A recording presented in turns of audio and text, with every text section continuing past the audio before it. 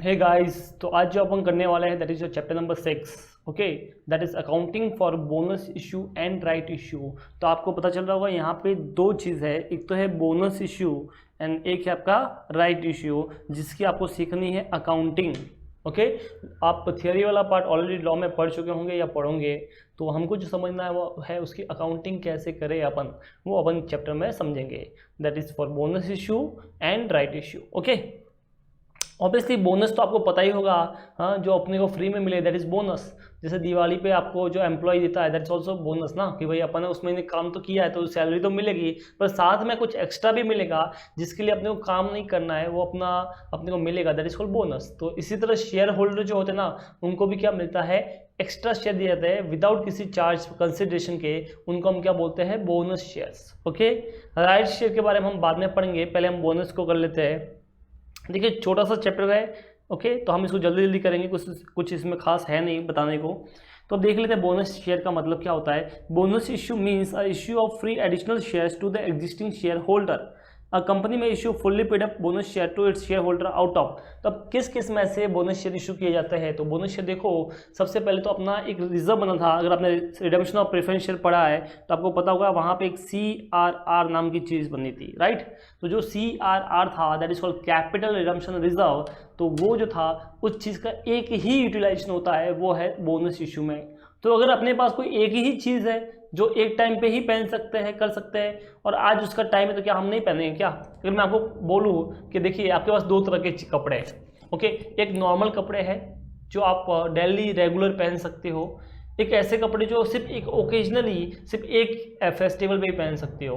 और मान लो कि आज अगर वो फेस्टिवल है तो क्या आप कौन सा पहनोगे, रेगुलर वाला या वो फेस्टिवल वाला। ऑब्वियसली आप क्या बोलोगे, जो मैं सिर्फ फेस्टिवल के लिए है एक कपड़ा और उसको सिर्फ एक दिन ही यूज़ कर सकते हैं, तो उसको ही सबसे पहले करेंगे ना। तो ऑब्वियसली अगर CRR का यूज़ सिर्फ अपन बोनस इशू में कर सकते हैं, और अगर मान लो अपन बोनस इशू करने जाएंगे तो क्या सबसे पहले हम उसका यूज़ नहीं करेंगे, ऑब्वियसली करेंगे। तो सबसे पहले हम CRR that is called capital redemption reserve का यूज़ करेंगे।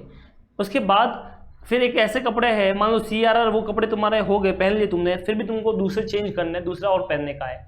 इन दैट केस आप क्या करोगे, आपके पास एक और कपड़े जो आप ओकेजनल ही पहन सकते हो, ठीक है, तो 3-4 ओकेजनल पहन सकते हैं, लाइक दिवाली, होली, तो आप क्या करोगे, फिर उसके ऊपर जाओगे अगर वो हो गया है तो जैसे ही अपना एक सिक्योरिटी प्रीमियम आता है उसके भी लिमिटेड यूज़ होते हैं, और उसी लिमिटेड यूज़ में एक और चीज़ है that is called bonus issue. तो फिर अगर ऑब्वियसली अपने को मिला है तो हम इसमें यूज़ करेंगे, तो हम दूसरे किस चीज़ का यूज़ करेंगे, सिक्योरिटी प्रीमियम का। फिर अगर नहीं मिलता तो अपने पास जनरल रिजर्व है, प्रॉफिट एंड लॉस अकाउंट है जिसे हम फ्री रिजर्व बोलते हैं। तो इसके बाद हम किन चीज़ों का यूज़ कर सकते हैं, फ्री रिजर्व का। ओके, तो ये देखिए free reserve, security premium and CRR। But कभी भी रीवैल्यूएशन रिजर्व का अपन यूज नहीं करेंगे for the issue of bonus shares. अब ये इंट्रोडक्शन दे रखा, थियरी वाला पार्ट है। ओके, बोनस इश्यू का मतलब क्या होता है, that is called capitalisation. Okay sir, वो फ्री में क्यों यूज करते हैं, तो अगर हम यहाँ पे एक बैलेंस शीट देखें, मान लो एक कंपनी की बैलेंस शीट है, यहाँ पे इक्विटी शेयर कैपिटल है 100 और यहाँ पे P&L अकाउंट है 50।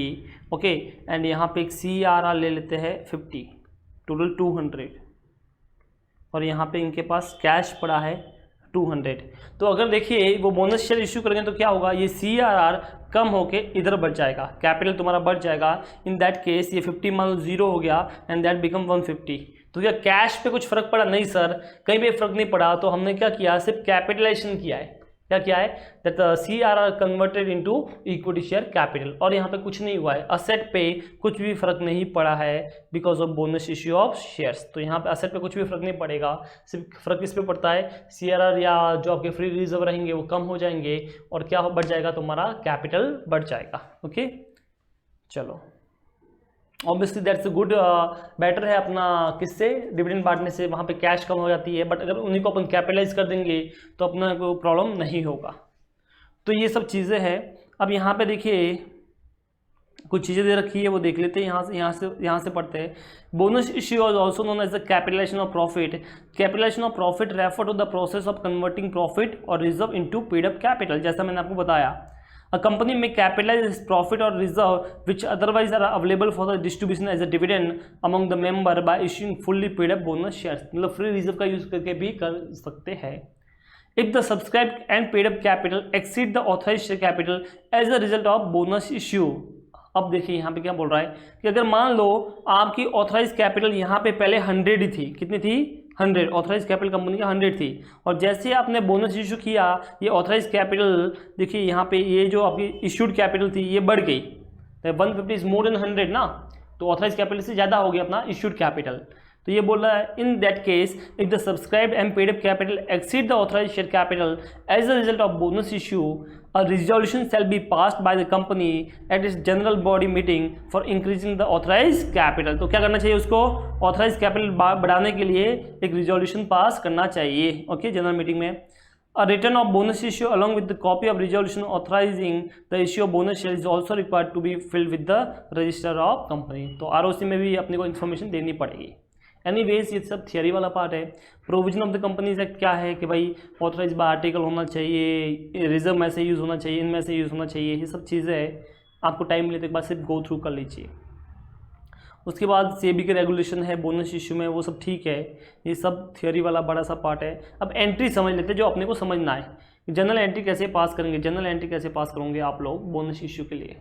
जनरल एंट्री देखिए, जब भी बोनस इशू करूँगा तो क्या होगा, आपका रिजर्व कम होगा, तो सर सबसे पहले मान लो CRR था, CRR आ गया, सिक्योरिटी प्रीमियम कम पड़ा तो सिक्योरिटी प्रीमियम आ जाएगा, उस CRR कम पड़ा तो, और सिक्योरिटी प्रीमियम भी कम पड़ा इन that case general reserve, profit and loss account, इसको मैं अगर शॉर्ट में बोलता हूँ फ्री रिजर्व, ओके। 2 यहाँ पे अपन क्या कर रहे हैं, बोनस शेयर इशू कर रहे हैं, तो 2 bonus to share holders account, okay, नया अकाउंट ओपन करेंगे जिसे क्या बोलेंगे bonus to share holders account, उसमें डाल देंगे। अब जैसे आपने अपने पास रिजर्व का सब हो गया, आपने एंट्री पास कर ली, अब जब आप कैपिटल इश्यू कर रहे हो इन दैट केस ये अब बोनस टू शेयर होल्डर कुछ काम का नहीं है, चलो इसको हटाओ, हटाने के लिए डेबिट करेंगे, तो अपन यहाँ पे सेकंड एंट्री पास करेंगे बोनस टू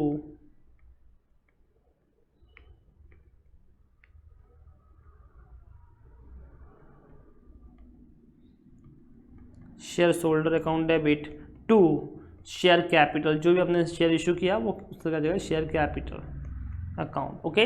तो नेट इफेक्ट देखिए, नेट इफेक्ट आपको दोनों एंट्री पास करनी है, बट इसका नेट इफेक्ट देखोगे तो पता चलेगा आपको कि यहाँ पे बोनस टू शेयर होल्डर और bonus to share holder cut गया है, तो इन दोनों कंबाइन करते हैं तो देखो क्या हुआ, CRR जनरल रिजर्व यानी CRR security premium free reserve account debit to share capital, तो रिजर्व कम हो गए एंड आपका शेयर कैपिटल इंक्रीज हो गया, okay, that is the net entry.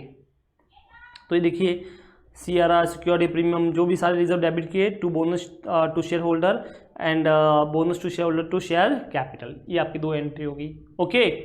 अब एक तो बोनस इशू अपन ये कर सकते हैं कि भाई फ्री में शेयर इशू करें, सेकंड कि अपने पास पार्टली पेड अप शेयर थे, मतलब मान लो फर्स्ट कॉल अपन ने कॉल किया था या सेकंड कॉल किया था एंड एक फाइनल कॉल होना अभी बाकी था, ठीक है, मतलब अभी पार्टली पेड अप थे, इन दैट केस हम क्या कर सकते हैं कि उनको बोल सकते हैं ये आपके जो पार्टली पेड अप शेयर थे वो कन्वर्ट हो गए फुल्ली पेड अप में, अभी आपको एक्स्ट्रा पेमेंट नहीं करने का है, ओके। अब हम आपसे वो कॉल नहीं करेंगे क्योंकि हमने जो पैसा था वो ये मान लें कि बोनस में इशू किया, ओके, ये भी हो सकता है। इन दैट केस क्या होगा कि सर ये एंट्री तो सेम रहेगी, कौन सी, फर्स्ट वाली में कोई तकलीफ नहीं होगी, मतलब सेम की सेम एंट्री रहने वाली है, तो वही आपको देखो general reserve P&L account debit to bonus to share holder, first entry में कोई तकलीफ नहीं है, सेम रहेगा। सेकंड एंट्री में देखिए अभी थोड़ा चेंज हो जाएगा, अब आप करोगे क्या करोगे, फाइनल कॉल अकाउंट डेबिट, क्योंकि आप क्या कर रहे हो फाइनल कॉल ले रहे हो और उसके बदले क्या कर रहे हो अपना कैपिटल इशू कर रहे हो, तो टू शेयर कैपिटल अकाउंट, और फिर क्या करोगे, अब फाइनल कॉल का कोई पैसा तो आएगा नहीं, अगर मान लो पहले पैसा आता तो हम क्या लिखते हैं बैंक अकाउंट डेबिट, ये एंट्री होती थी पहले टू फाइनल कॉल, बराबर है, ये एंट्री आप पहले पास करते थे नॉर्मल फाइनल कॉल करने की, तो आपको ये एंट्री तो सेम पास करनी है, बट सेकंड एंट्री में बैंक नहीं आएगा, रीजन ये कि अपन क्या कर रहे हैं बोनस इशू कर रहे हैं, तो जो बोनस था ना वो बदले में दे रहे हैं, तो हम क्या लिखेंगे बोनस टू शेयर होल्डर, जो आपने ऊपर अकाउंट ओपन किया उसको क्लोज कर दीजिए, तो ये जो अकाउंट था ऊपर आपका बोनस टू शेयर होल्डर वाला, ये वाला जो अकाउंट था इसको हम क्या कर लेंगे क्लोज कर देंगे। तो ये देखिए फर्स्ट एंट्री आपकी ये थी, ओके, तो आप देख सकते हो स्क्रीन पे ये बोनस टू शेयर होल्डर आपका इधर आ गया, अंडरस्टूड, मतलब जो आप पार्टली पेड अप शेयर को कॉल करने की एंट्री करते हो ना, final call to capital, bank to final call, बस वही होगी। बस बैंक में अपने पास पैसा नहीं आएगा क्योंकि बोनस शेयर इशू कर रहे हो, तो जो आपने अकाउंट ओपन किया बोनस टू शेयर होल्डर, अब उसका काम लेंगे, तो अपन लिखेंगे bonus to share holder account debit to final call. Understood guys? तो ये कोई डिफिकल्ट एंट्री नहीं है कि आपको इसमें ज़्यादा सोचने का है। ओके, ठीक है, डन। तो ये थी आपकी जनरल एंट्रीज। चलिए अब सीधा अपन क्वेश्चन पे आएंगे और बाकी चीज़ें मैं क्वेश्चन के थ्रू आपको समझाऊंगा। इलस्ट्रेशन 1 पे चलते हैं। Following items appear in the trial balance of Bharat limited, a listed company, as on 31 March 2011। Okay, 40,000 equity share rupees 10 is 4 lakh, तो 4 लाख का कैपिटल है, इक्विटी शेयर कैपिटल। यहाँ पे CRR दे रखा 55,000 का CRR है। सिक्योरिटी प्रीमियम जो कलेक्टेड इन कैश है 30,000 का, जनरल रिजर्व है 1,05,000 का, and profit and loss account का बैलेंस है 50,000 का। तो ये सब चीज़ें दे रखी है। The company decided to issue to equity share holders bonus share at the rate of 1 share for every 4 shares held, and for this purpose it decided that there should be minimum reduction in the free reserve. तो क्या बोल रहा है, 4 के बदले 1 bonus issue करने का है। 4 के बदले 1, मतलब किसी के पास अगर 4 शेयर है तो हम उसको 1 शेयर इशू करेंगे फॉर बोनस। और ये क्या बोल रहा है, उसके लिए आपको ये करना है कि मिनिमम फ्री रिजर्व का यूज हो। यानी कि ये फ्री रिजर्व यहाँ पे कौन कौन है सर, ये एक तो प्रॉफिट एंड लॉस और जनरल रिजर्व, इनको अपने को मिनिमम यूज करने का है। ओके, तो इसका मतलब हमको पहले किसको यूज करने का है sir, capital reserve CRR, okay, capital redemption reserve CRR और सिक्योरिटी प्रीमियम को। फिर भी कम पड़ा, इन दैट केस हम जनरल रिजर्व यूज करेंगे।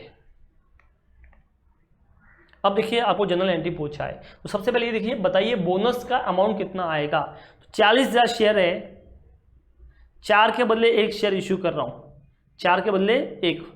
तो देखिए सिंपल सा लॉजिक है, 40,000 शेयर्स इनके पास है, 4 के बदले 1, तो कितना हो गया 10,000 शेयर्स बोनस इशू करूँगा एट द रेट ऑफ ₹10 वाला, तो बोनस का अमाउंट आ गया 1 लाख। कितना आ गया 1 लाख। अब चाहो तो दूसरे वे से भी कर सकते हो कि सर 4 के बदले 1, मतलब 1/4% इज 25% बोनस इशू कर रहे हैं। कितना इशू कर रहा है 25%। कैसे निकाला, 4 के बदले 1 मतलब 1/4, तो कितना आ रहा है 25%, बराबर है। तो 25 25 25 25 हुआ ना 4, मतलब 100, 1 हो गया, तो हम 25% इशू कर रहे हैं। तो 40,000 शेयर है इंटू इसका 25% निकालो 10,000। तो कैसे भी कर सकते हो, निकालना है आपको। Okay, done. तो 1 lakh is the amount of bonus shares. ठीक है, अब एंट्री पास करनी है, तो आप बताओ सबसे पहले किसको यूज करेंगे सर। सबसे पहले हम यूज करेंगे CRR को, क्योंकि वो तो एक ही काम आता है बोनस इशू का। तो अगर हम बोनस इशू करेंगे तो CRR को सबसे पहले करेंगे। तो जो आपका CRR है दैट इज 55,000। तो सबसे पहले आपको एंट्री पास करनी है CRR account debit,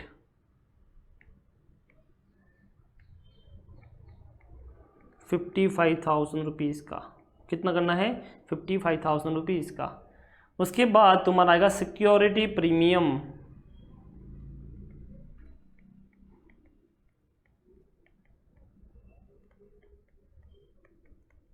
that is 30,000 rupees. Okay, अब देखो तुम्हारा कितना बोनस इशू कर रहे हो, तो 2 बोनस टू शेयर होल्डर या इक्विटी शेयर होल्डर,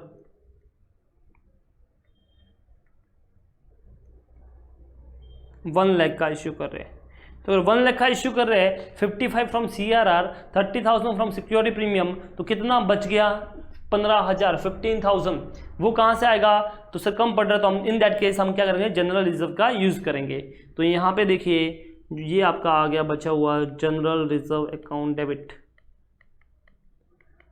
15,000। ये कहाँ से आया, that is your balancing figure. Okay, इस तरह से अपन ने क्या किया, ये बोनस शेयर का एंट्री पास किया। अब इसके बदले कैपिटल इशू करेंगे, तो bonus to share holder account debit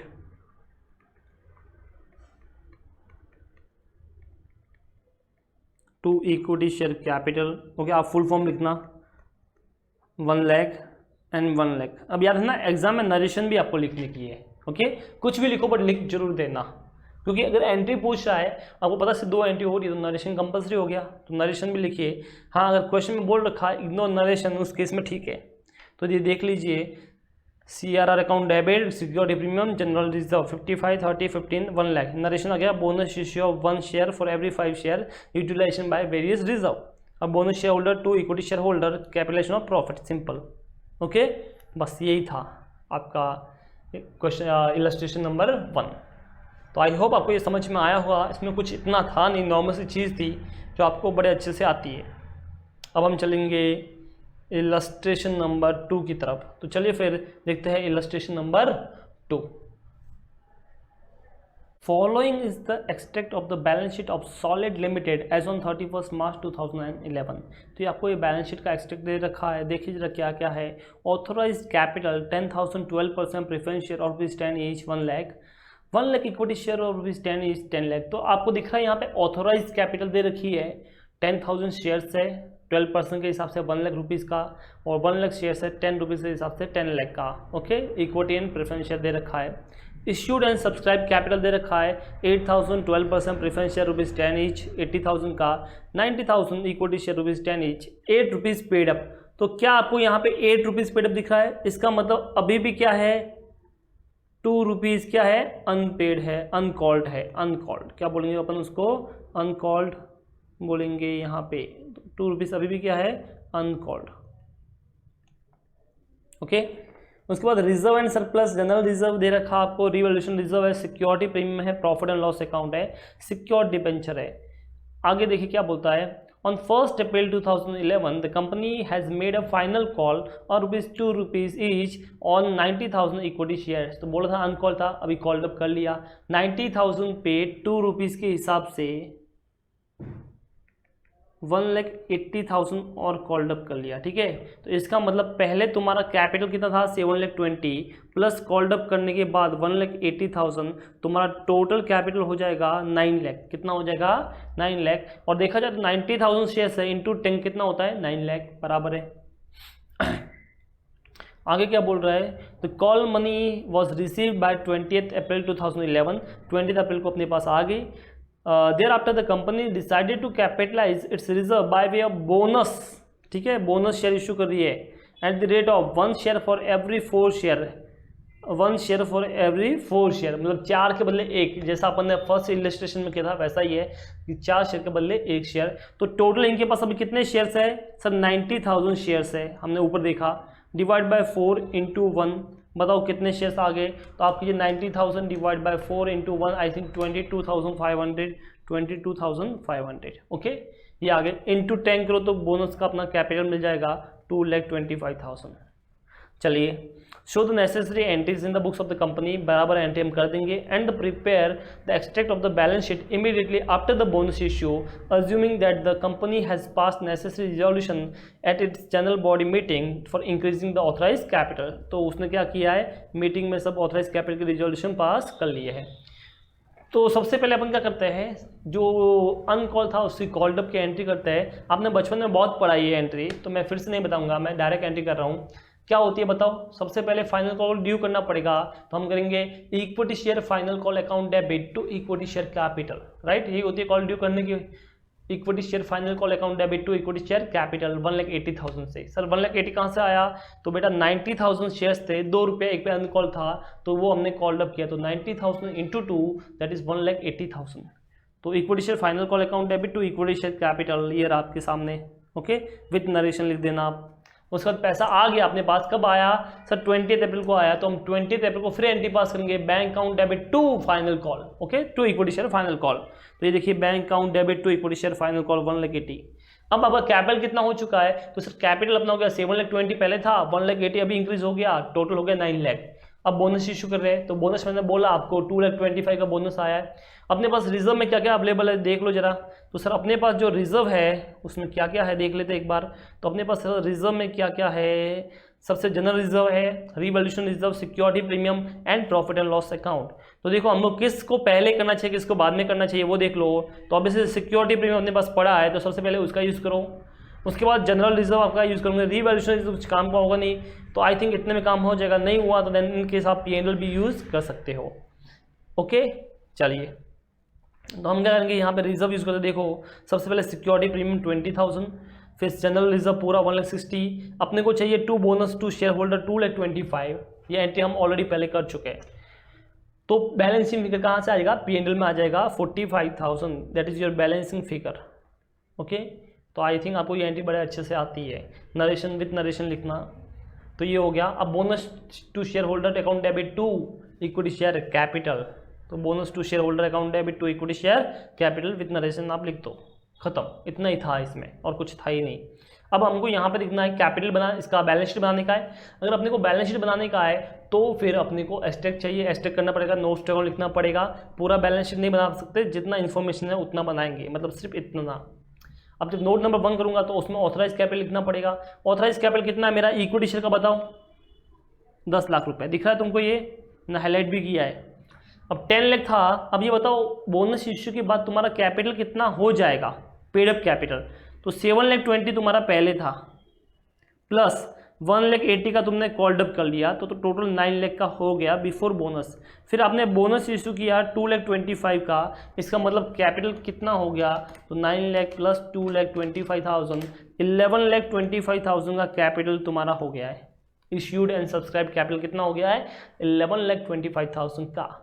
लेकिन अब तुम्हारा जो ऑथराइज कैपिटल है वो सिर्फ 10 लाख का है। इसका मतलब तुमको डिफरेंस जो है ना उतना बढ़ाना पड़ेगा। तो तुम्हें कितना ऑथराइज कैपिटल बनाना पड़ेगा, सर 1,25,000 का ऑथराइज कैपिटल बढ़ाना पड़ेगा। और इसने बोला है कि जो भी रिजोल्यूशन चाहिए था बढ़ाने के लिए वो सब इन्होंने पास ऑलरेडी कर लिए। तो इसका मतलब तुम्हारा ऑथराइज कैपिटल अब कितना हो जाएगा सर, बताओ 11,25,000। ये तुम्हारा क्या हो जाएगा, ऑथराइज कैपिटल हो जाएगा अभी। ओके, तो अभी देखिए 11,25,000 इज योर ऑथराइज कैपिटल। तो ये देखिए यहाँ पे, तो कंपनी का इक्विटी शेयर कैपिटल नोट्स देख रहे हो, ऑथराइज कैपिटल आ गया, ये रहा 11,25,000। ओके, इश्यूड भी सेम है, तो तुम्हारा ये इश्यूड आ गया। अब जब भी अगर आपने फाइनल अकाउंट पढ़ा है तो आपको पता होगा, जब भी बैलेंस शीट बनाते हो और उसमें नोट नंबर 1 लिखते हो और उसमें अगर ऐसा होता है कोई भी share issued for consideration other than cash, in that case आपको वो नीचे दिखाना पड़ता है। तो यहाँ पे दिखाएंगे आउट ऑफ द अबोव, देखिए out of the above 22,500 shares जो तुमने इशू किए वो किसके लिए किए, अदर देन कैश किए, that is by way of bonus shares. Okay, तो ये आप दिखा देना नोट्स में, इसके मार्क्स रहेगा, तो 1 मार्क्स इसका भी रहेगा, तो ये ध्यान रखना, आप इसको भूलना मत। प्रेफरेंस शेयर में कोई इशू है ही नहीं, जो तुम्हारा था वही है, ऑथराइज कैपिटल सेम है, उसकी एंट्री कुछ पास नहीं की है, वो सेम रहेगा। तो अब दोनों को ऐड कर लो, तो इस तरह से तुम्हारा शेयर कैपिटल आ गया। सर ये कैसे आया, 11,25,000 का इक्विटी शेयर कैपिटल और बाकी जो तुम्हारा पहले से था प्रेफरेंस शेयर कैपिटल कितना था 80,000, ये लेना 80,000, तो दोनों को ऐड कर लो, आ गया तुम्हारा 12,05,000। अब तुम एग्जाम में गलती क्या करते हो, तुम क्या करते हो पता है, ये ऑथराइज कैपिटल को ऐड कर लेते हो 1 लाख को, पर देखो ऐड जो होगा वो कौन सा होगा, सब्सक्राइब कैपिटल, ओके, या इशूड कैपिटल जो तुम बोलते हो। तो यहाँ पे 80,000 ऐड करना है, ना कि 1 लाख। तो ये गलती मत करना कि सर 11,25,000 आपके पास इक्विटी शेयर कैपिटल आ गया और प्रेफरेंस शेयर कैपिटल, गलती से जल्दबाजी में 1 लाख मत लिखना, क्योंकि हम इशूड बात कर रहे हैं और इशूड कितना है 80,000, तो टोटल आ गया 12,05,000। तो ये गलती मत करना आप, ओके, ये गलती बहुत बच्चे करते हैं। तो 12,05,000 आ गया तुम्हारा। देन रिजर्व एंड सरप्लस में देख लो आपने कौन कौन सा रिजर्व कम किया। रिवैल्यूएशन रिजर्व सेम है आपका, पहले जितना था उतना ही है। सिक्योरिटी प्रीमियम आपका 20,000 है, जो आपने पूरा यूज कर लिया तो नीचे लिख दीजिए यूटिलाइजेशन फॉर बोनस इशू 20,000, बाहर आउटर कॉलम में नील आ गया। क्या सर ये दिखाना पड़ेगा, आंसर इज यस। अगर बैलेंस शीट पूछा है देन आपको ये दिखाना पड़ेगा। जनरल रिजर्व 1,60,000, इसका भी अपने पूरा यूज किया, यस सर, तो माइनस यूटिलाइजेशन फॉर बोनस, बाहर आउटर कॉलम में नील आ गया। फिर profit and loss account sir 2,05,000, but उसमें से कितना यूज किया, एंट्री देखो, एंट्री में कितना यूज किया है 45,000 का, तो 45,000 यहाँ से माइनस कर लो। Utilisation for bonus share 1,60,000, debenture को आपने छेड़ा नहीं है तो as it is write off कर लिख दीजिए, ठीक है बस। तो इस सब में था क्या, कुछ भी नहीं था। 2 एंट्री थी जो आपको पास करनी थी और बैलेंस शीट था जो बनाने का था। एग्जाम में 10 मार्क के लिए 8 मार्क के लिए आ जाता है, ओके, तो ये चीज़ ध्यान रखना। फिर भी लोग गलती करते हैं, मैंने बता दिया आपको क्या आप गलती करते हो, वो भी आपको मैंने बता दिया, ठीक है। तो ये था तुम्हारा क्वेश्चन नंबर 2। तो हमने 1 कर लिया, हमने 2 कर लिया। अब चलते हैं अपन क्वेश्चन नंबर 3 की तरफ। चले फिर। Following is the extract of the balance sheet of Preet limited as on 31 March 2011। Authorise capital दे रखा आपको 15,000, 12% preference share rupees 10 each, 1,50,000, 1,50,000 equity share rupees 10 each, 15 lakh, total हो गया 16,50,000। इशूड एंड सब्सक्राइब कैपिटल दे रखा है 12,000, 12% preference share ₹10 each fully paid है 1,20,000 and 1,35,000 equity share ₹10 each ₹8 paid up. तो यहाँ पे ₹2 अभी भी क्या है, अनकॉल्ड है, तो कहीं ना कहीं पे वो डेफिनेटली कॉल्ड अप करेंगे आगे।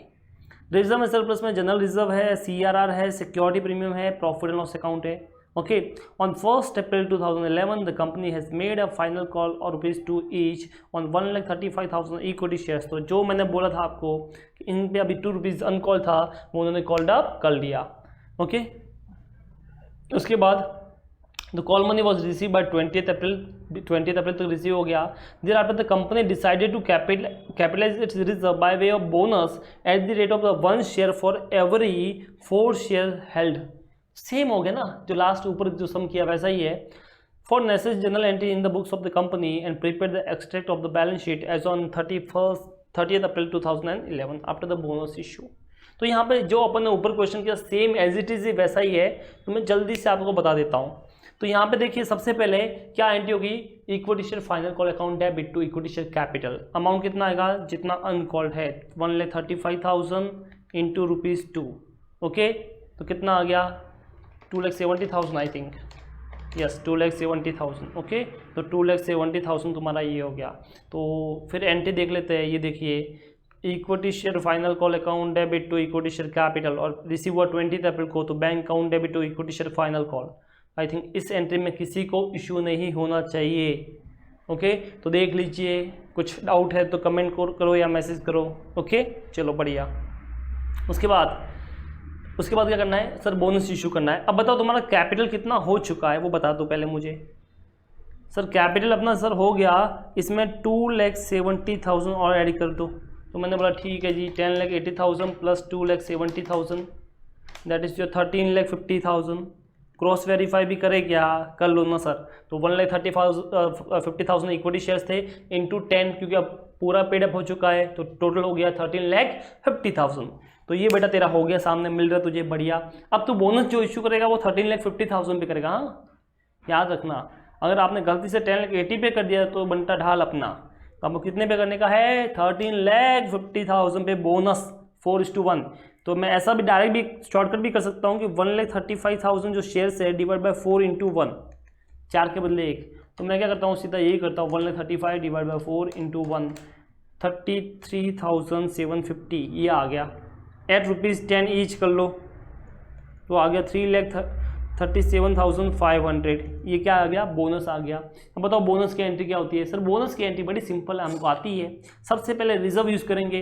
कौन सा रिजर्व पहले करोगे, तो सर CRR सबसे पहले करो 60,000, उसके बाद सिक्योरिटी प्रीमियम करो, उसके बाद जनरल रिजर्व करो, फिर भी कम पड़ा तो प्रॉफिट एंड लॉस। तो देखो मुझे कितना यूज़ करने का है, 3,37,500 माइनस मैंने किया कितना, सबसे पहले 60,000 CRR का, फिर मैंने माइनस किया 37,500 प्रीमियम का, फिर मैंने माइनस किया 1,80,000 जनरल रिजर्व का, तो बच गया 60,000 का नीड है। वो कहाँ से आएगा, P&L अकाउंट से। कहाँ से आएगा, P&L अकाउंट से, बैलेंसिंग फिगर 60,000।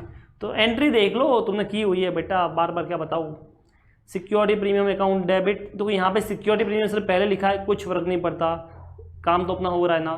तो आप पहले लिखो CRR, security premium, general reserve और बैलेंसिंग फिगर इसी P&L अकाउंट। तो देख लो ये बैलेंसिंग फिगर आ गया तुम्हारा, मैं यहाँ पे लिख भी देता हूँ balancing figure. Okay, to bonus to share holder और फिर bonus to share holder account debit to share capital, तो टू इक्विटी शेयर कैपिटल आ गया। डन, ये था तुम्हारा। तो इसमें कुछ है ही नहीं बताने को, कुछ मतलब जैसा ऊपर वाला सम किया सेम एज इट इज़ है। अब बैलेंस शीट सुन लो। तो बैलेंस शीट में कैसे करने का सर, मैंने लास्ट टाइम जैसा किया वैसे ही करो ना, तुम चेंज क्यों करते हो। तो सर कैसे, देखो ऑथराइज कैपिटल बढ़ाना पड़ेगा, मैंने बोला बिल्कुल। तो सर 13,50,000 हो गया था, मैंने बोला हाँ, प्लस सर अभी बोनस और आया, कितने का बोनस आया बेटा, 3,37,500 का।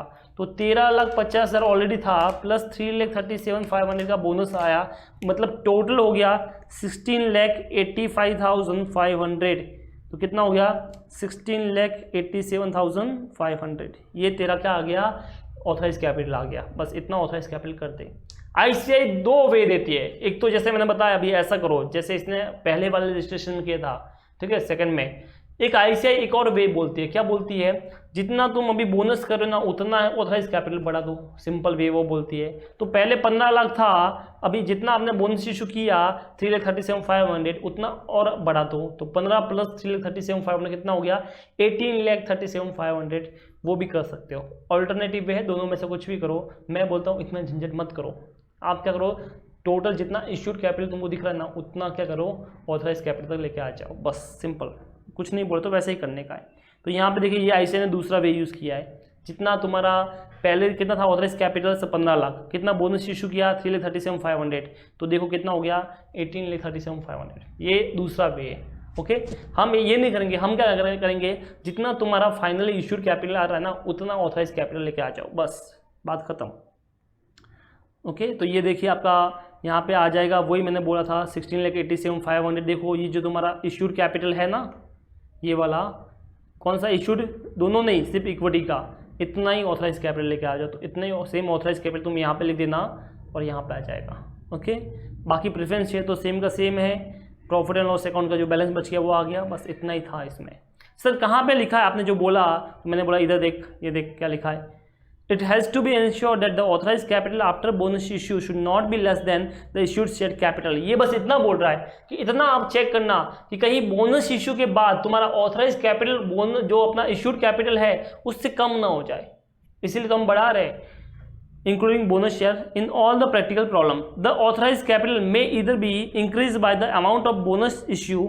ओके, ऑथराइज कैपिटल जितना बोनस इश्यू हुआ उतना बढ़ा दो, जो इलस्ट्रेशन 3 में था, और the value of additional shares, या फिर जितने तुम्हारे एडिशनल शेयर्स तुम इश्यू करे उतना उसमें प्लस कर दो, जो अपन ने इलस्ट्रेशन 2 में किया था। Bonus issue less unissued authorise capital, excess of unauthorise capital in comparison to the issued share before bonus issue.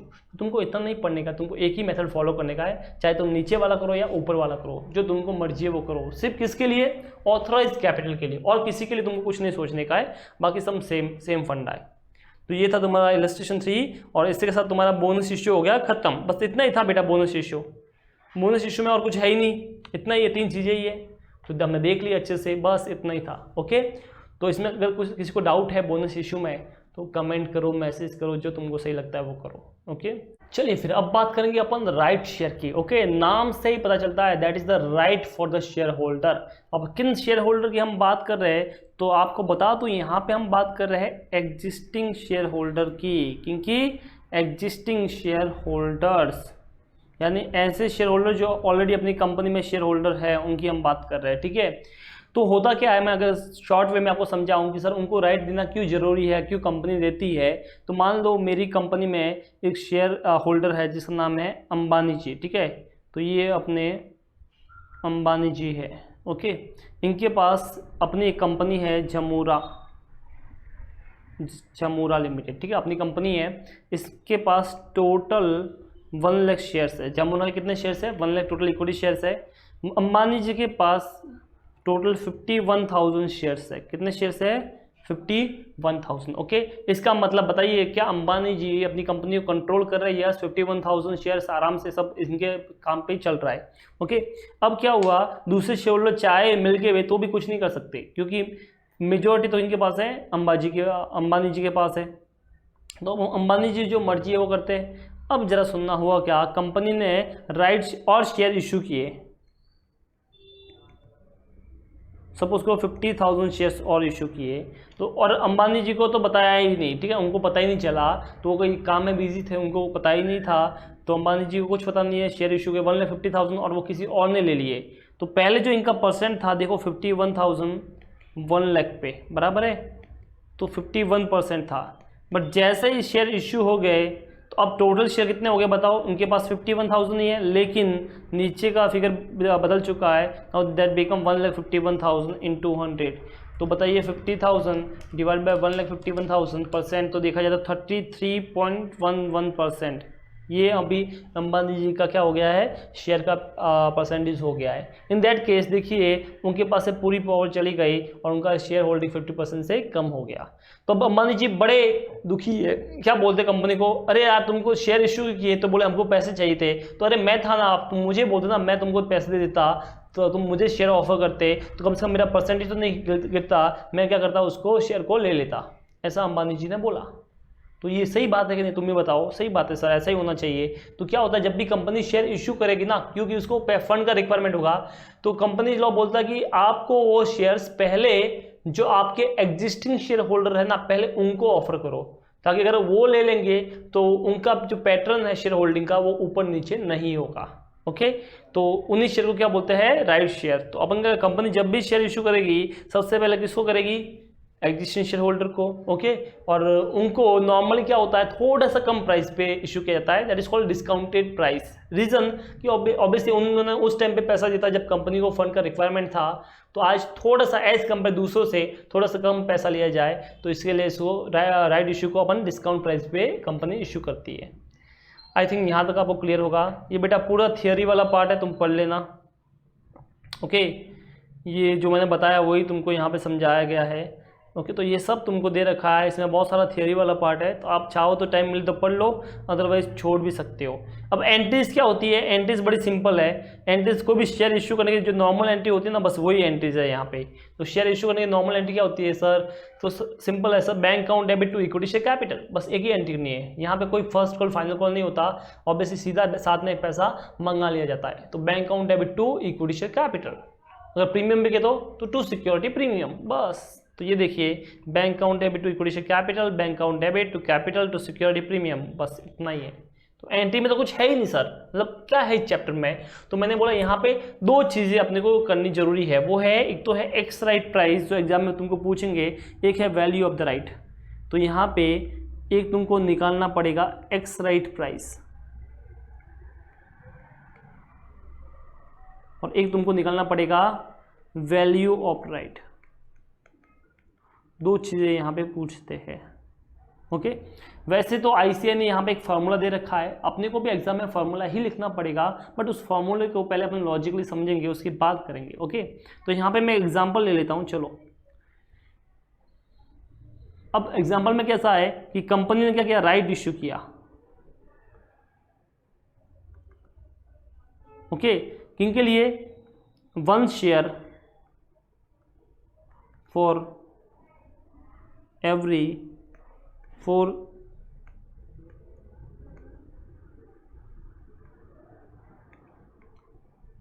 Shares held. अगर आपके पास 4 शेयर है तो उसके बदले आपको 1 शेयर राइट इशू मिलेगा। ओके, अब देखिए कंपनी के शेयर का फेयर वैल्यू बिफोर राइट, मतलब शेयर का प्राइस क्या था, सपोज कर यहाँ पे मान लेते हैं 100 रुपये, कितना मानते हैं, 100 रुपये।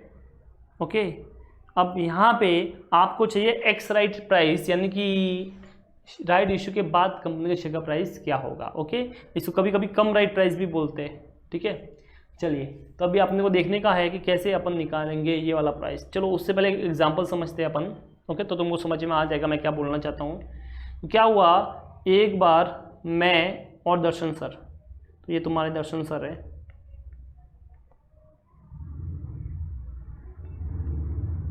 हाँ ये तुम्हारे दर्शन सर है। ठीक है, तो ये तुम्हारे दर्शन सर है और ये मैं हूँ। तो मैं और दर्शन सर दोनों गए कहाँ पे, एक मॉल में। ठीक है, तो हम मॉल में गए, इनऑर्बिट में मान लो गए, तो वहाँ पे क्या हुआ, दर्शन सर को कपड़े लेने थे। क्या लेने थे, कपड़े लेने थे। तो वहाँ पे एक ऑफर था, या तो सर आप 4 कपड़े ले लो, ठीक है, जो भी प्राइस है, तो 1000 रुपीज़ एक पीस का था। 1000 रुपीज़ कितना था, 1000 रुपीज़ इंटू 4, तो इनको जो कॉस्ट लगने वाला था वो था 4000 रुपीज़ का। कितना लगने वाला था, 4000 रुपीज़ का। अब वहाँ पे क्या था, एक थोड़ा सा डिस्काउंट पे मिल रहा था। क्या मिल रहा था, डिस्काउंट पे। वो ये था कि अगर आपने 4 चीज़ें ली है ना, तो आपको एक डिस्काउंट लगेगा, वो है 500 रुपये का एक कपड़ा मिल जाएगा। इसका मतलब सर को और कितना खर्चा होगा, 500 टोटल मिला के होने वाला है। ओके, तो सर को क्या करना था कि यहाँ पे 4 कपड़ा ही लेना था, बट मैं भी साथ में था। मैंने दर्शन सर एक और मैं भी साथ में ले लेता हूँ तो मुझे फ़ायदा हो जाएगा। दर्शन सर शाने बोला नहीं अब फ़ायदा दोनों में बटेगा, दोनों में बटेगा। मैंने बोला अच्छा ठीक है, चलो कोई बात नहीं, अपने को तो एज कंपेयर सस्ता ही मिल रहा है ना। ये डिस्काउंट प्राइस पे 500 क्या है, डिस्काउंट प्राइस, जबकि इसका नॉर्मल प्राइस कितना है, 1000 रुपीज़। इसी कपड़े का नॉर्मल प्राइस क्या था, 1000 रुपीज़, बट 4 लिए इसके बदले एक कितना मिल रहा है, 500 रुपये में मिल रहा है। Okay, 50% of next 5th one पे। तो अब देखिए, अब हमको क्या करना है, हमने ले तो लिए, अब हमको बांटने का है। मतलब ये बताओ मैं कितना दर्शन सर को दूंगा, या दर्शन सर मुझे कितना देंगे, या एक का कॉस्ट कितना लगा, वो हमको निकालने का है। तो बेटा कैसे निकालेंगे, तो क्या किया ये बताओ, टोटल खर्चा कितना हुआ 1000 इंटू 4, दर्शन सर का खर्चा यानी 4000 प्लस मुझे कितने में पड़ा 500 इंटू 1, टोटल इतने में कितने हमारे जीन्स आए सर 5 जीन्स। तो टोटल बताओ कितना हो गया 1000 इंटू 4 4000 प्लस 500 यानी टोटल अपनी जेब से 4500 गए डिवाइड बाय 5, कितने जीन्स मिले 4500 में 5। तो ये तो नॉर्मल कैलकुलेशन है ना कि सर 4500 टोटल पैसा गया, उसमें 5 जीन्स मिले, तो एक जीन्स का कॉस्ट कितना हो गया 900 रुपया। कितना हो गया 900 रुपया। तो देखो 100 सब में से कम हो गया ना। तो अब बताओ पहले का प्राइस कितना था, अगर मैं अकेले जाता तो 1000 और दर्शन सर के साथ में गया तो सर 900, क्योंकि उन्होंने 4 जीन्स ऑलरेडी लिए थे, ठीक है। तो वो जब ले रहे थे तो 4 के बदले मुझे एक फ़ायदा मिला, तो हमको नेट कितना हो गया बताओ, कितना वैल्यू कम हो गया, तो सर 100 रुपीज़ का आपको फ़ायदा हो गया, वैल्यू क्या हो गया कम हो गया। बस क्या ये आपको समझ में आया। बस यही कुछ ऐसा ही सीन है यहाँ पे एक्स राइट प्राइस और इसमें, कि यहाँ पे जो शेयर का पहले फेयर वैल्यू था वो 100 था। अब मान लो राइट शेयर जो इशू हो रहा है, जो राइट शेयर इशू हो रहा है वो 60 में हो रहा है। कितने में हो रहा है 60 में। तो अब क्या होगा राइट शेयर के बाद प्राइस क्या होगा, तो देखो 100 शेयर इंटू कितने होने चाहिए 4 शेयर होने चाहिए, 100 रुपीज़ के कितने शेयर होने चाहिए 4, प्लस एक जो शेयर है यहाँ पे 60 का वो मुझे और मिल रहा है। तो मुझे टोटल अपने पास कितना पैसा होना चाहिए सर 100 इंटू 4 400 प्लस 60 रुपीज़ उसका, तो अपने को 460 होगा अपने पास, तब जाके अपने को कितना मिलेगा 5 शेयर मिलेगा। तो एक शेयर का प्राइस कितना हो गया, तो 100 इंटू 400 प्लस 60 डिवाइड बाय 5 92, कितना आ गया तुम्हारा 92। तो that is called x right price. क्या बोलते हैं इसे, एक्स राइट प्राइस। अच्छा वैल्यू ऑफ राइट, तो ये राइट शेयर का रियल में वैल्यू कितना हो गया, वैल्यू ऑफ राइट निकालो। तो सर 100 पहले था माइनस 92 अभी हो गया, इसका मतलब वैल्यू ऑफ राइट कितना आया 8, कितना आ गया 8। बोलिए समझ में आया ये वाला, ओके। चलो तो यही तुमको दे रखा है यहाँ पे, एक एग्जांपल भी होगा अपन कर लेते हैं।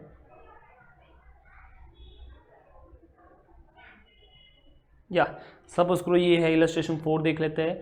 A company offered new shares और ₹100 each at a premium of 25%, यानी 125 इज योर राइट प्राइस। इतने में ऑफर कर रही है ना, तो राइट प्राइस कितना हो गया 125 का तुम्हारा राइट प्राइस हो गया। To existing share holder 1 for 4 basis, मतलब 4 के बदले 1 शेयर दे रहा है। The cum right market price of share is 150, cum right market price यानी कि तुम्हारा राइट इशू से पहले का प्राइस, ओके जो मैंने बोला था फेयर वैल्यू पहले का, तो कम राइट मार्केट प्राइस कितना है 150। Calculate the value of the right and what should be the x right market price of the shares. ये बोल रहा है एक तो एक्स राइट मार्केट प्राइस कितना होगा, एक्स राइट मतलब राइट शेयर इशू करने के बाद क्या होगा, और तुमको पूछा है वैल्यू ऑफ राइट। तो मैंने बताया आपको करना क्या है, ये बताओ पहले कितना पैसा तुम्हारे पास में होना चाहिए या तुमको कितने में पड़ रहा था। तो सर अपने पास 150 इंटू 4, एक शेयर का प्राइस 150 है, इंटू 4 शेयर होने चाहिए, तो कितना होता है 600, प्लस इसके बदले और तुमको और कितना पैसा अभी एक्स्ट्रा देना पड़ेगा। सर एक शेयर मिलेगा 125 में, तो एक शेयर में लेता हूँ 125 इंटू 1, टोटल कितने शेयर हो गए 5, तो 150 into 4 that is 600 plus 125 725 divide by 5। तो देख लो 600 प्लस 125 डिवाइड बाय 5 145, कितना आ गया तुम्हारा 145। That is called x right price. इसका मतलब राइट शेयर इशू करने के बाद कंपनी का प्राइस कितना हो जाएगा 145 हो जाएगा, ओके। अब सुनो वैल्यू ऑफ राइट इसने पूछा है कि वैल्यू ऑफ राइट कितना हुआ।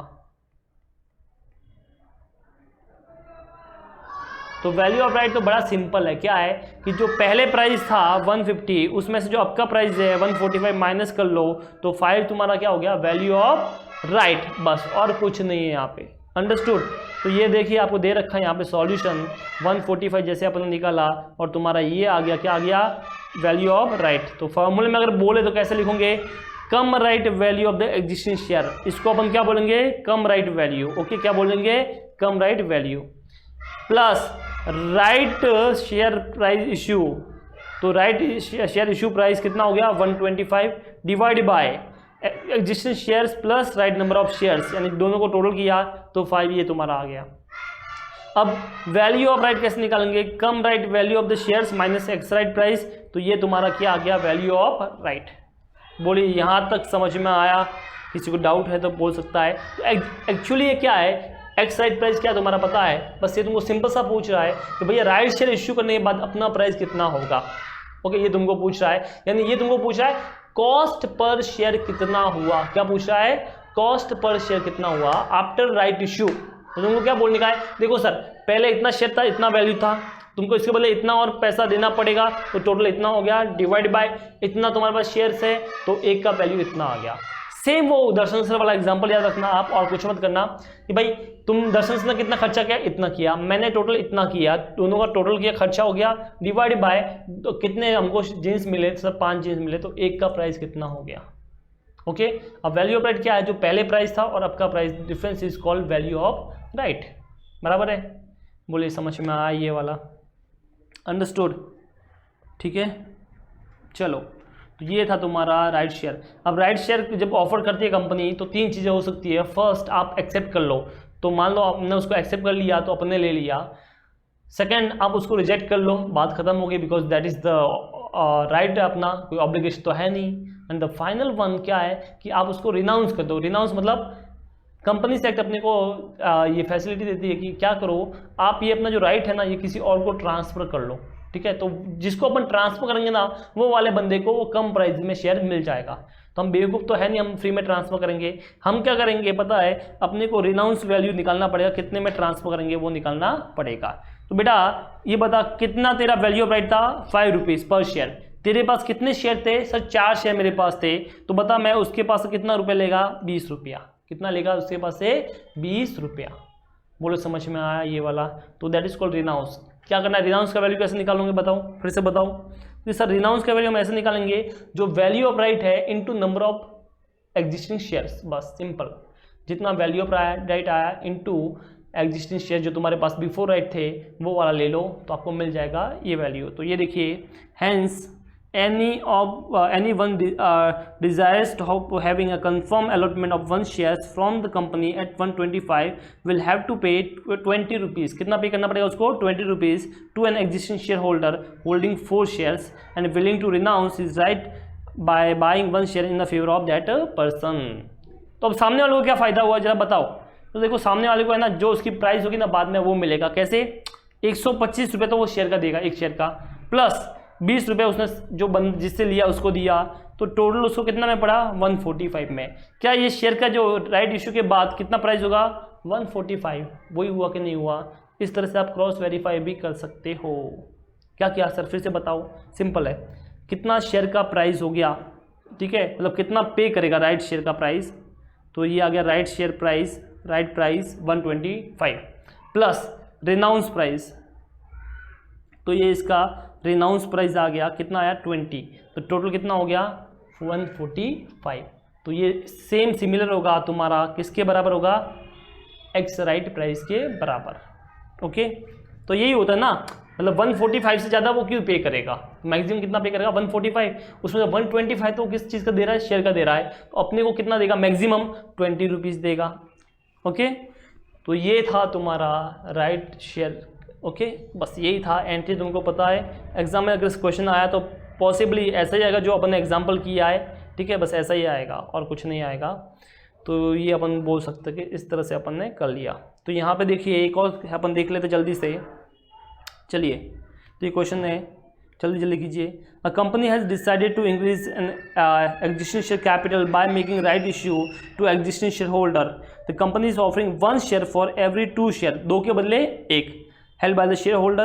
The market value of the share is 240 and the having offering 1 share at 120। तो कितना पहले का प्राइस था 240, तो एग्जिस्टिंग 240 था तुम्हारा, कितना था 240, कितने शेयर्स 2 शेयर्स, तो पहले तुम्हारे पास इतना पैसा होना चाहिए, प्लस राइट शेयर के लिए कितना 120, तो 120 इंटू 1।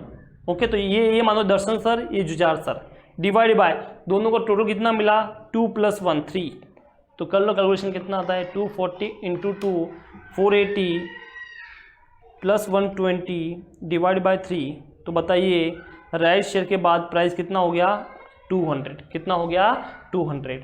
पहले प्राइस कितना था, अच्छा वैल्यू ऑफ राइट, ये जो आया इसे हम क्या बोलते हैं पता है, बताइए इसे क्या बोलते हैं, इसे हम बोलते हैं एक्स राइट प्राइस। क्या बोलते हैं, एक्स राइट प्राइस। मतलब राइट शेयर इशू होने के बाद कंपनी का शेयर का वैल्यू 200 हो जाएगा। तो बताओ कितना कम हो गया 240, पहले का प्राइस माइनस बाद का प्राइस, तो 40 रुपीज़ जो है ना वो क्या आ गया तुम्हारा वैल्यू ऑफ राइट। ओके, अब अगर ये किसी को रिनाउंस करना है तो कैसे करेगा सर, 40 रुपीज़ पर शेयर इंटू कितने शेयर होने चाहिए उसके पास, 2 शेयर एग्जिस्टिंग के पास, तो मैक्सिमम 80 रुपीज़ में वो रिनाउंस करेगा। ओके, तो ये तुम्हारा 80 रुपीज़ में क्या हो गया, रिनाउंस हो गया। अब सामने वाला बंदे को देखो कितना पे करना पड़ेगा, तो सर देखो 120 रुपये तो वो पे करेगा किस चीज़ का, शेयर का, राइट शेयर का, प्लस 80 रुपीज़ अपने को पे करेगा रिनाउंस का, मतलब टोटल कितना वैल्यू होगा उसका 200। क्या ये तुम्हारा इसके बराबर है, किसके बराबर मैं बोल रहा हूँ, एक्स राइट प्राइस के बराबर। Answer is yes. तो ऐसा क्रॉस वेरीफाई भी हो गया। ओके, एग्जाम में कैसा लिखना है आपको वो आप देख सकते हो यहाँ पे। तो आपको फॉर्मूला यूज़ करना पड़ेगा। फर्स्ट फॉर्मूला यूज़ कीजिए ये वाला, ex right value of the shares cum right value and existing shares plus right share into issue price divide by existing number of shares plus right share. Okay, ये आपने निकाल दिया। Value of right आपने निकाला, cum right value of shares minus ex right price, ये आ गया 40। अब रिनाउंस होने के बाद में लिखना तो लिख सकते हो, hence anyone desires to having a confirm allotment of one share from the company at 120 will have to pay 40 value of right into जितने शेयर्स उसके पास थे 80 to an existing share holder holding 2 shares and willing to renounce this right by और buying one share in the favour of that person. तो बस ये था इसमें। तो जो आपको ये करना है बस ये वाला इलस्ट्रेशन जो अपनी नोटबुक में कर लीजिए, आई थिंक इनफ हो गया और कुछ नहीं है, विथ फॉर्मूला कीजिए हो जाएगा। ओके, और यहाँ पे आगे लिख देना example of Darshan sir and Jujhar sir. Okay, example of Darshan sir and Jujhar sir of mall, बस ये आप लिख देना यहाँ पे ताकि आपको याद रहेगा। अंडरस्टूड? ठीक है, ये था आपका वैल्यू ऑफ राइट और एक्स राइट प्राइस, और इसी के साथ अपना राइट शेयर का चैप्टर खत्म हो गया और चैप्टर नंबर 6 जो था आपका मॉड्यूल का सीए इंटर का वो भी खत्म हो गया। अभी भी किसी को डाउट है या कुछ नहीं समझा है देन सेम चीज़ आप मुझे मैसेज कर सकते हो, कमेंट कर सकते हो। ओके गाइस, चलिए फिर मिलते हैं नेक्स्ट चैप्टर में।